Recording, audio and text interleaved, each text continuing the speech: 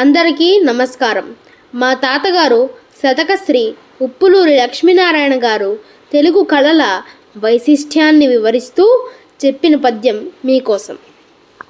భారతదేశపు సర్వ భాషలయందున తెలుగు భాషను దల్ప బలముగూర్చు యతి ప్రాస పద్యంబు మతిలోన నింపగ తెలుగు భాషను పల్క చెలిమిగూర్చు పద్య నాటక రంగ స్వరయుక్త రాగంబు తెలుగు భాషను మదిన వలపు నింపు భరతాది నాట్యంబు సరిగమ గీతంబు తెలుగు భాష కనిన కులుకుగలుగు శతకంబు పద్యంబు సాహితీ గ్రంథంబు తెలుగు భాష చదువ కలిమి నింపు కవులు గాయక రచయిత కారణంబు నటులు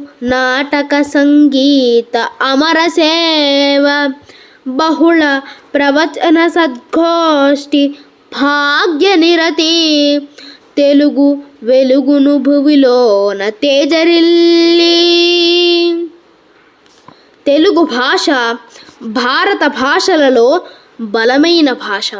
యతిప్రాసలు, పద్య గద్యములు, నాటక స్వరయుక్త రాగములు, నాట్యాది సరిగమ గీతములు, పద్య శతకములు, సాహితీ గ్రంథములు తెలుగు భాషకు బలము, చెలిమి, కలిమి నింపును.